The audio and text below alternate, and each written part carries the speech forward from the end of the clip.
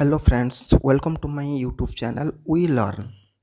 तो फ्रेंड्स, आज एक छोटा सा टॉपिक डिस्कशन करेंगे जिसको मैंने लिया है क्लास 7 का एनसीईआरटी सोशल साइंस के एनसीईआरटी से, जो कि ईवीएस का एक पार्ट है, natural vegetation and wild life. तो जो नेचुरल वेजिटेशन है उसका मीनिंग क्या है? Natural vegetation is the vegetation that grows on its own without any human interference. मतलब जो भी वेजिटेशन है, अगर वहाँ पे कोई भी ह्यूमन इंटरफेरेंस नहीं है तो उसको हम बोलेंगे नेचुरल वेजिटेशन। तो ये उसको और भी बोला जाता है कि वर्जिन वेजिटेशन भी बोला जाता है। मतलब जो नेचुरल वेजिटेशन है उसको हम वर्जिन वेजिटेशन भी कह सकते हैं। वर्जिन वेजिटेशन का मतलब है जिस इलाका में कोई भी ह्यूमन फुट नहीं गिरा है, यानी कोई भी ह्यूमन बींग्स वहाँ पे नहीं गया है, उसको हम वर्जिन वेजिटेशन कहते हैं। तो उसमें एक डिफरेंस आता है कि ये नेचुरल वेजिटेशन क्या है एंड नॉर्मल वेजिटेशन, जो सिंपली हम बोलेंगे वेजिटेशन, उसका मतलब उसमें डिफरेंस क्या है। देखिए, नेचुरल वेजिटेशन का मीनिंग है कि जो नेचर से बनाया गया है।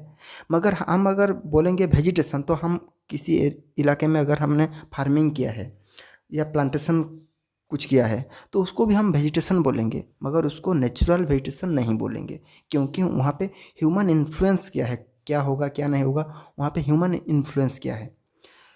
तो सिंपल मीनिंग में जो नेचुरली ग्रोथ हुआ है जिस पेड़ पौधे का, उसको हम बोलेंगे नेचुरल वेजिटेशन।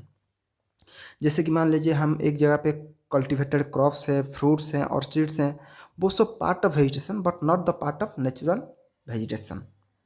अच्छा, तो उसके बाद आता है फैक्टर्स अफेक्टिंग नेचुरल वेजिटेशन। क्या क्या फैक्टर्स हैं जो कि वेजिटेशन को अफेक्ट करते हैं?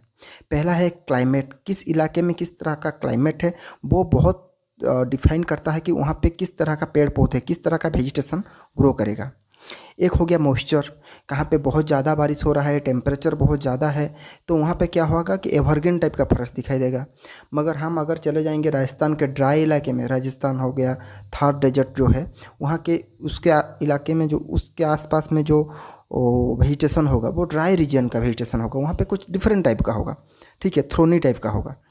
उसके बाद आ गया temperature. High temperature, generally high temperature और हाई रेनफॉल जहाँ पे होता है वहाँ पे ज़्यादा बारिश हो, ज़्यादा पेड़ पौधे दिखाई देते हैं। जैसे कि हमारा टेम्परेट एवरग्रीन फॉरेस्ट हो गया। तुंद्रा इलाके में चले जाएंगे, वहाँ पे टेम्परेचर बहुत कम होता है, वहाँ पे लाइकेंस की तरह बहुत छोटे छोटे दिखाई देते हैं, जो ग्रासेस टाइप के दिखाई देते हैं पेड़ पौधे। दूसरा एक भी होता है स्लोप एंड थिकनेस। जो सॉइल का जो थिकनेस है वो भी बहुत मैटर करता है। And height of the land. अगर हम हिमालय को एग्जांपल में लेंगे तो हिमालय के नीचे से ऊपर तक हमको डिफरेंट डिफरेंट टाइप का ट्री दिखाई देगा। नीचे में हमको ट्रॉपिकल फॉरेस्ट दिखाई देगा, ऊपर में जब हम पूरा ऊपर चले जाएंगे तो वहाँ पे हमको तुंद्रा टाइप का जो है वेजिटेशन दिखाई देगा। Natural vegetation is generally classified into 3 broad category. जो नेचुरल वेजिटेशन है उसको हम जनरली 3 बड़े कैटेगरी में डिवाइड कर सकते हैं। एक हो गया फॉरेस्ट, जो कि जहाँ पे टेम्परेचर एंड रेनफॉल प्लेंटीफुल होगा, ज़्यादा होगा, तो वो लार्ज ट्री कवर को सपोर्ट करेगा। दूसरा हो गया grassland.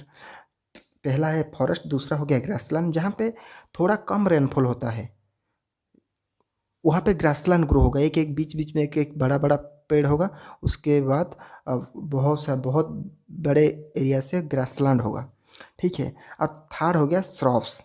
Thorny Shroffs grown in the dry region. जो थ्रोनी टाइप का होता है, जो पेड़ होता है, बुशेस होते हैं, वो सब ड्राई रीजन में दिखाई देते हैं। तो क्या हो गया, नेचुरल वेजिटेशन को जो हमने ब्रॉडली 3 कैटेगरी में डिवाइड किया था वो क्या हो गया, फर्स्ट हो गया फॉरेस्ट, सेकेंड हो गया ग्रासलैंड, थर्ड हो गया श्रॉफ्स, ठीक है। फ्रेंड्स, इस वीडियो में इतना ही। आगे इसके जो दूसरे तीसरे पार्ट में हम types of forest and types of grassland के बारे में डिस्कशन करेंगे। And thank you for watching.